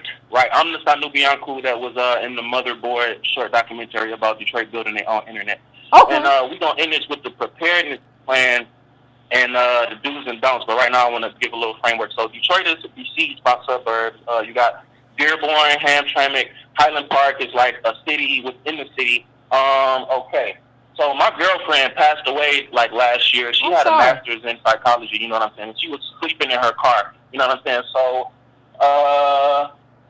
what we need is the pipeline. So the internet thing is a pipeline. I'm a little nervous. I'm talking to Yvette Carnell. You a god to me. So, but how that was created was every city doesn't have an allied media project, which is basically a building full of white allies who went into Rocket Fiber. That was a startup funded by Dan Gilbert, who made them make us pay full price for the bandwidth because he wasn't into community. Okay. So basically, Dan Gilbert and Mike Illich, who passed away, is like running the city, and then Mike Illich bought the land that they built the new Red Wing Stadium on for $1. Right, so to the preparedness plan. So we got some houses up on internet, you know what I'm saying, and we moving forward with putting solar panels on them soon enough, and we gonna be having 50, and then we're gonna move to Highland Park, and then hopefully we'll have 500. Okay. So what we need to do is to spiritually, ancestrally boss up, tap into the blood that's spilled onto this land, spiritually boss up, and just take power over our lives. Like it's complicated because, like, okay, so Kwame Kilpatrick got finessed out of office because of some scandals, but basically, really, it was because he didn't want to sell Belle Isle and sell the water, which was assets to the city. So Mike Duggan got in there because they said people wrote him in, but I mean, really, how many people are going to write a white person in Detroit? So I'm in the North End right now, and that's just outside of the 7.2 miles of downtown Detroit where all the redevelopment is going on. So the Q line, the stadiums, and then another trick that they pulled was they brought all the sports teams down here recently, you know what I'm saying, just to be like, yo, fuck what happened then. We ain't going to let y'all get these resources or the money that was available then. We going to do it when we want to do it, when we want to do it, okay?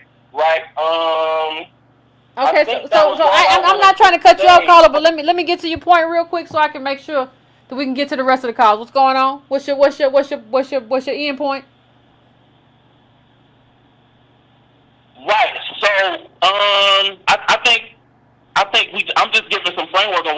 so I ran the youth entrepreneurship program, and I did the budget, which was $250,000, and then so $50,000 got reallocated to a different department. So then, when we reapplied for the grant, we couldn't show where the other $50,000 went, so the program got cut because basically the nonprofit took the money. So it's just a lot of like funky shit going on, but I feel like we're gonna make it. So the do's and the don'ts is boss up ancestrally, and keep listening to Yvette Carnell. And I appreciate it, brother. Thank you. I love you. I appreciate it. I appreciate it. I appreciate it. I appreciate that, brother, for calling in.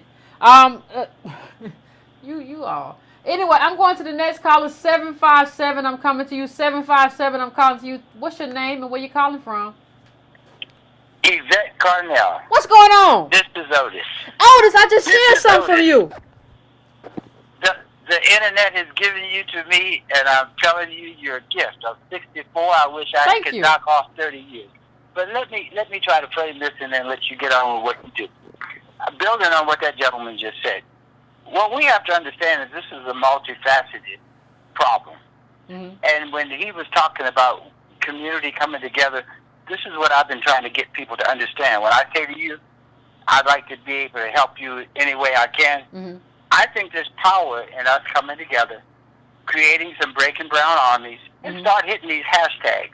If we do this with an army of half the people that come into your timeline, we can target politicians, local and national, with hashtags at a given time, say it's Wednesday morning or Thursday morning or whatever, and we can make things go viral and help build your institution. Well, we did. You know what? I think you. I'm gonna let you finish. Oh, but I think you're right. Like what we did with Representative Sewell in terms of making her address the hookworm, and we still got to stay on that, and we got to be her ally where she needs us to be an ally, and be her opponent where she needs to be. But I think you're right. Like it was amazing, kind of like how that forced her to respond. The interview I got with Monique was because of Breaking Brown family who went into the Twitter timeline and said stuff. So I agree with that part of it. But I'm gonna let you finish. And what I was saying is, I think to take some off your hands, I'm willing to volunteer to help do those kind of things and organize them for you. Because you know I bombard you with a lot of stuff. It's not bombarded. Breaking Brown. And just like you use that relevancy thing, but I want to say something else too. We have to understand something else too. That gentleman was talking about how a nonprofit did what they did. What we have to understand is our only way out is as a collective. We can come together and create collectives, starting with the internet. Just like I sent you an article talking about how hamburger places are starting to use Bitcoin to sell their hamburger product so they can exchange money within their business. We can do the same too. Instead of worrying about what's going on with the other Bitcoin, we actually can create our own that's used in the Breaking Brown family. That way you can do donations to you. You can help build it because you're adding to it in a community that can use it throughout the country. And the other thing is, the only way you can do that is to look at things like Professor Richard Wolff. I send you a lot of stuff from him talking about a co-op top thing. People have to stop trying to just be me. See, I'm old enough that I don't expect to reap any personal benefit for what I'm doing other than I have a 24-year-old child and I have a community and family that I care about. And I'm trying to figure out how to raise up young minds that have the knowledge like you're Thank you, Otis. I appreciate you. I appreciate you, brother. Look, I appreciate you calling in. I wish you good luck. Thank you. And the other thing I'm going to say is we need to start attacking these people that come out here and start talking about buying the red shoes and the Nikes. Shut up. Figure out how you're going to help, or just get the hell out the way. That's true. Thank you. Appreciate it. Thank you. I appreciate that. I want y'all to know I appreciate Otis, but I ain't doing no Breaking Brown Bitcoin. We do dollars. I'm not gonna get people involved in no stuff and I understand what he's trying to say. I really do, but just like in case my facial expression didn't bring it off, that's not what we're doing. But there's a lot of other stuff. I like to focus on the good. So there's a lot of other stuff that Otis said, which is really, really good. And there's a lot of information that he sends me, a lot of articles that are really, really good in terms of like, you know, these people who talk about the shoes and all this other nonsense. There's a lot to that. So that's some. Oh, y'all got jokes in the chat. Anyway, I'm going to 424. I'm coming to you. Tell me what's your name and where you're calling from. Hello, Yvette. This is Aaron calling from California. How are you? Pretty good. How about you? I'm well, thank you. So, dues for 2018, I would encourage everyone, I know it can be discouraging, but continue to be engaged in this important discourse. One never knows what young ears are listening and looking for an explanation as to the conditions that they were born into, how they came about. And so, one of the things that I've had, one of the issues that I've had is, when you present information or research or something that's more objective than just one's opinion, people tend to attack it and they don't want to talk about it because it's not what would be considered positive or uplifting. It's realistic, and sometimes there is a tendency to sort of like push away the research and the objectivity of what's going on and become distracted by materialism and other things.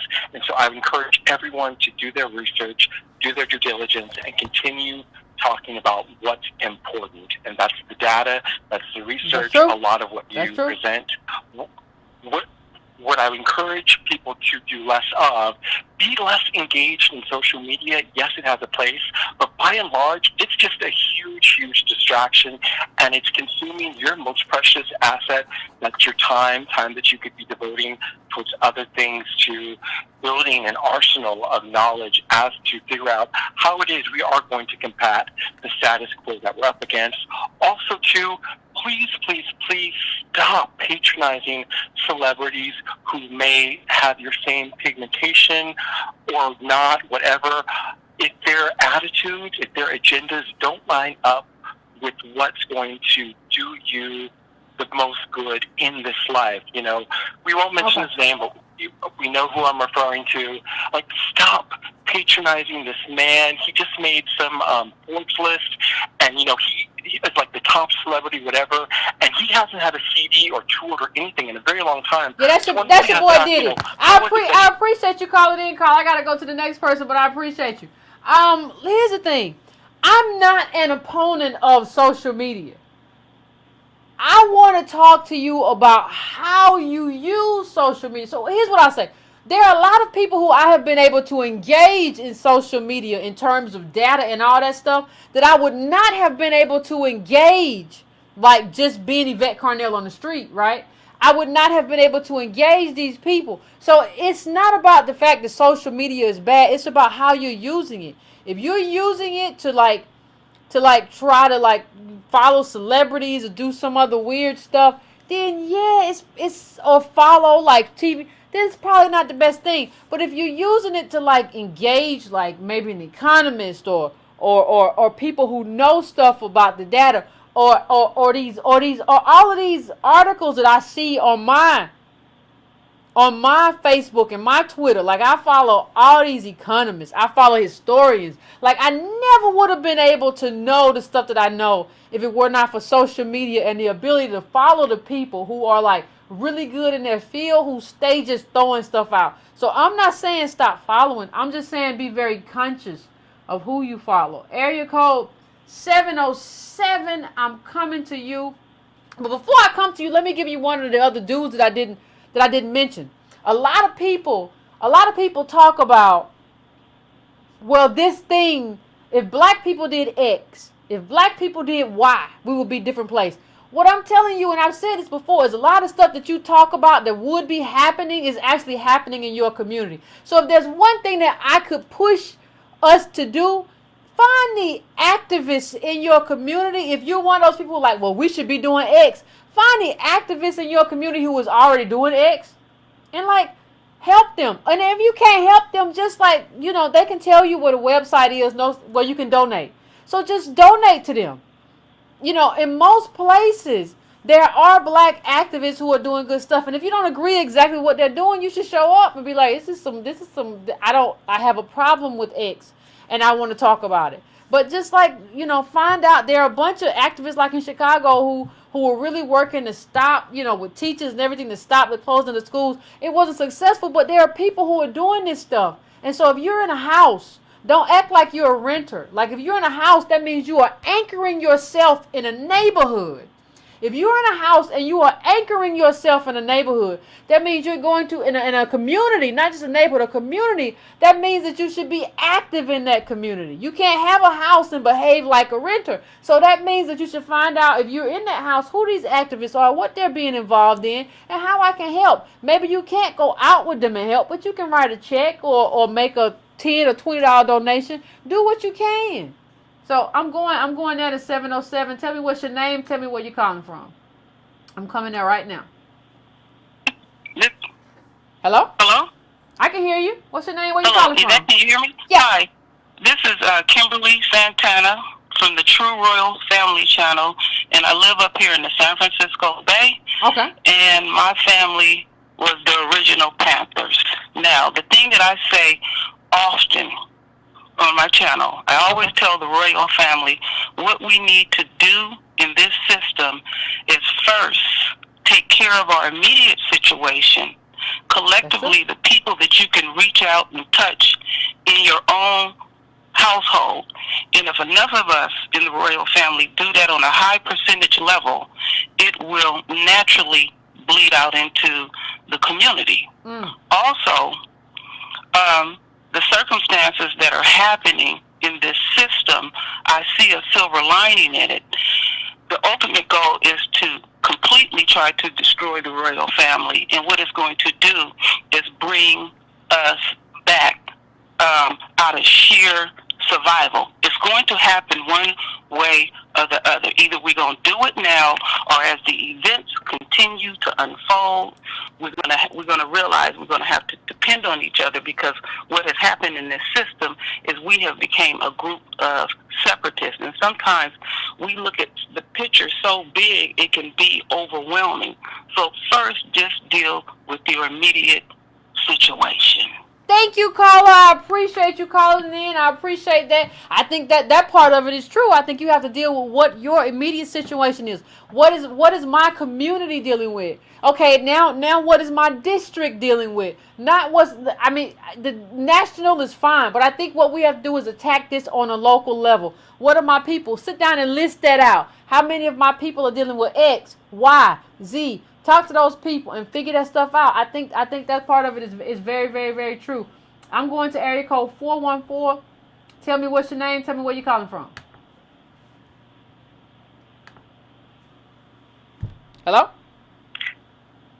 Hi, my name is Katrina from Milwaukee, Wisconsin. How are you, Yvette? I'm pretty good. How about you? I'm doing well. I just want to say thank you. You're on fire today. I appreciate your show. Thank you. It's so much I want to say. Okay, so the first thing I know is the do's and don'ts. This first question, I always, touch base with the politicians and stuff on Twitter and Facebook, and I always mention the HR 40 bill. And do anybody else have any say about that or any comments of anything? And I just wanted to know what our Brick and Brown family is, people in different states, going out and just mentioning that and pointing out to your locals in your cities about the reparations for African American descendant of slaves. And that's all I have for today. You want to know if they're doing that, or you want to encourage them to do it? Both. Okay. She want to know if y'all doing that in the chat. Are any of our Brick and Brown family doing that? And, if not, we should be encouraging that. Okay, I appreciate you, caller. I want to know that too. We can't even get to the point. Like, when I looked at that, only like maybe half. I remember the last time I looked at the whole reparations thing, and maybe half of African Americans were supportive. And that's just abysmal, because y'all done got stuck on this do for self nonsense, which is bull. It's garbage. And you're following these people who are garbage, who don't even know about what they're talking. Like, they're talking, how you going to make me a millionaire and you ain't a millionaire? I don't know how you do that. That's like making me a lion and you a tiger. So what I want to say is, Diddy said some stupid stuff recently. He said that, 1% of wealth, he said we're 1% of the wealth, we're actually 2%. And he said we have 1% of the wealth and 70% of the culture. It's just, it's just like, first of all, you just walk around like, what you find is that these people like hear us online and they just react to that by just like making up stuff. First of all, what is 70% of culture? What does that mean? And where'd you get that number from? And how is that quantifiable? And where'd that 1% number come from? And it's just like, you just making up stuff. But people will listen to you because you did it, because you got chose by white people. You got chose by white capital. So they listen to you, and what you find is that this stuff, this stuff is garbage. This stuff is garbage, and so we're digesting garbage in terms of information. It's just like what would you, how, if you ingested like cheeseburgers and French fries covered in like bacon and just pour on some extra bacon grease every day, like what would the inside of your body look like? And I think that's what we're dealing with, and we have to understand that that's what these people are. They're the inside of a garbage body. The inside of a body that's on the verge of a heart attack. And I don't think that's anybody that we should listen to. I got 2 516 calls. I'm going to 516-810. 516-810. I'm coming to you right now. Tell me what's your name, where you're calling from. Hey, Yvette, this is your girl, Anisha. Hey, this how you doing? Greensboro, North Carolina. By way of New York City. I'm glad I got through, girl. I'm so glad I got through. And I just love what you're doing. Thank you. I tell everybody in my sphere of influence that your show is the show to pay attention to. You and Antonio Moore, Thank you. Pay attention to this brother and sister, because they are really showing you what true civility is about. Now, with that being said, I need my people to be very clear on something. When it comes to the terms of reparations, and when it comes to the term of black and black community, and us coming to the understanding that that is a status, that we are a disenfranchised people. That is a status. And when you're seeking reparations, if you could just follow me for a second. I'm following you. Reparations is always something that is granted to a nation. So it is very important for us to seriously get together and unify and move as a collective force towards this reparation endeavor. I'm going to leave that at that. Okay. But I also wanted to say that I'm part of an organization that definitely would love to work with you in terms of making that come to fruition.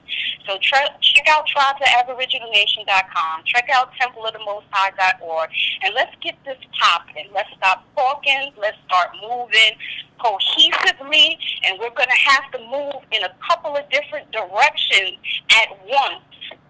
Okay. And we're going to have to hit these suckers in their pockets. So let's get focused. Let's make it happen. Thank you, Carla. Thank you for picking me up, and shalom. I appreciate it. Thanks for the love. I appreciate it. I appreciate that. I think I'm going to be taking my last caller, because it says I've been on like an hour and 50 minutes. So let me take my last caller. Unless it's a bad caller, then I go somewhere else. I'm going to 337. I'm coming to you. What's your name? Where you calling from? Oh my God! Hi!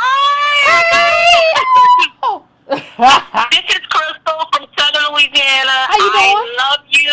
Thank you. I love you too. For about the last 6 months or so. Oh my God! I was praying that it was me. Thank you so much. Anyway, I'll be quick. Okay. Listen, I've been doing what I can in my own little corner of the world, trying to affect change, right? Because I've been watching your show and becoming educated, which I thank you for so much, by the way. Thank you for watching.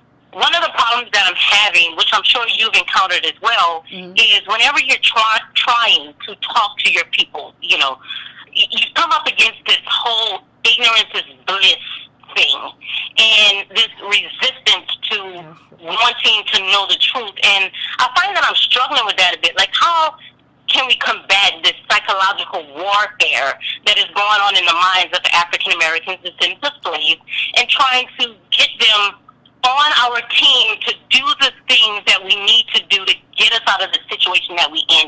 Is there a more effective and efficient way to psychologically combat this, or is it just going to be, uphill struggle and arduous task? Well, I think let me just say this. I think it is going to be an uphill path. I don't think that I don't see a downhill path in my lifetime, and I'm not a gray-headed old person, right? So I think it's going to be uphill, because I think what we have to understand about our community, and specifically, is that we have been fed so much propaganda. Yes. Like, America is the king in terms of propaganda, in terms of, like, what America did was give us all these dreams and say you can achieve anything. Yes. And then through income inequality, they snatched all the dreams away. So they said you can have any dream you want, and then they snatched the dreams. So what you have is a bunch of black people, a bunch of African American people saying, where the dreams at? Running around saying, where the dreams at? You promised me dreams. And when I tell them, like, they took the dreams, they're like, no, Yvette, you're a liar. Ain't no dream. It's the dreams here. The dream is Bitcoin. The dream is believing. The dream is a vision board. The dream is all this other stuff. So I think you have to be very careful. You have to be very careful, because some of these people will swing on you because you are, like, attacking the very thing they believe in. But in terms of what you just said, this is going to be an uphill battle, because our people have been fed a line that just doesn't work anymore. It worked somewhat during the 80s and 90s because affirmative action was in full force.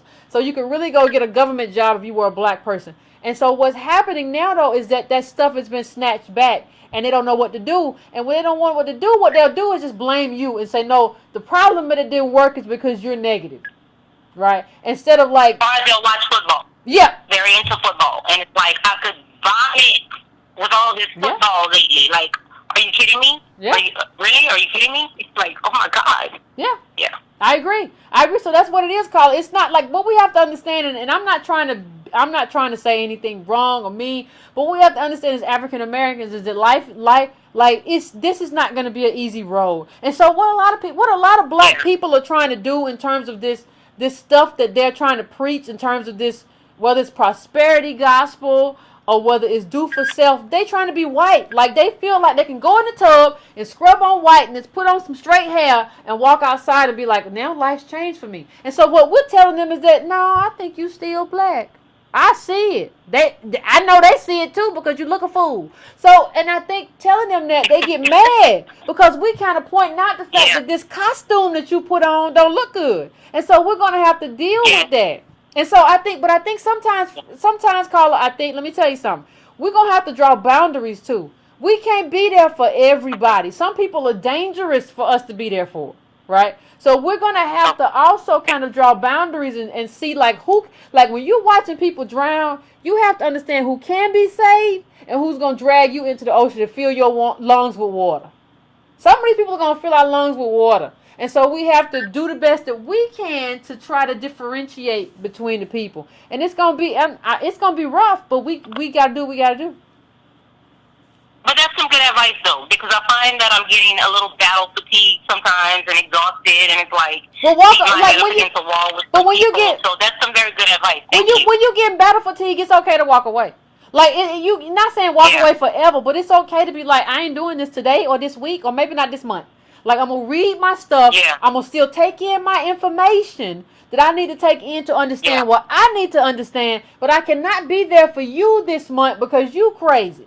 And I need you. I mean, it's okay, because you have to, and all this stuff that's going on, Carla, you have to preserve yourself, and you have to preserve. It's a fine line between understanding and then just going crazy yourself. You can go crazy real easy. So you have to protect yourself in this spiel of what's going on. You can't give your whole entire self to the community. We've had too many people die broke, go crazy, lose their minds, all kind of stuff from giving their. You got to take care of yourself. Self-care in this kind of situation, self-care is key. So I want to thank you, Carla, for calling in, and I appreciate it. Thank you. I appreciate you. I hit it too soon. I'm like, I had a trigger finger that time. Dang, I'm sorry, I hit it too soon. I thought you was finished, friend. I thought you was finished. Ladies and gentlemen, Breaking Brown family. Breaking Brown family. Let me just say this. I'm sorry that we didn't get to the people that we didn't get to, but we're 2 hours in. And I tried. I will be back on Monday. We will have a new discussion. These are the do's and don'ts. If you want to donate to what we're doing, go to breakingbrown.com. You can make a cyclical donation. You can buy the newsletter for $2 a month. You can also go to donatebrown.com to make a one-time donation. You can also go to subscribetobrown.com, which is subscribetobrown.com, which is free. I just like to have everybody on my mailing list because I don't know what's going to happen and how it's going to happen. You know, you never know when your channel gets snatched down and you don't have access to any of your subscribers. So please, if you haven't done that, do that. Please subscribe to the network if you have not done that to the channel. Please like it. And we will be back here. And this is just what we do. We have to talk about these things. And before I go, I want to let everybody know. Antonio Moore does a Dash radio show Fridays at 7 p.m. Pacific time. And the show topic this week will be what we talked about, what we've been talking about. And I'm going to be on there bringing that fire. We got to talk about, let me see the topic. I'm going to see if I got it down. Africans. That's what they call Obama. He said, are you more black American despite having one parent that is a recent immigrant and one that is a descendant of slaves, African American, if you've never been to Africa? So what he's saying is like, you ain't never been to Africa and you walking around talking about I'm Nigerian and you walking around with all this Nigerian garb on. You never been to Africa. You never been to Nigeria. You got an African American parent anchored here who struggled, made the way for your other parent to be here and for you to be here, and you walking around doing it. So I got something to say about how disrespectful that is in a lot of ways and a lot of other stuff to talk about. But we're going to talk about that on Friday at 7 p.m. Pacific time. We got a lot to talk about. And I will see you all soon, Breaking Brown family. Thank you all for showing up to talk about the do's and don'ts of 2018. And we're going to continue to hash this out. I appreciate you.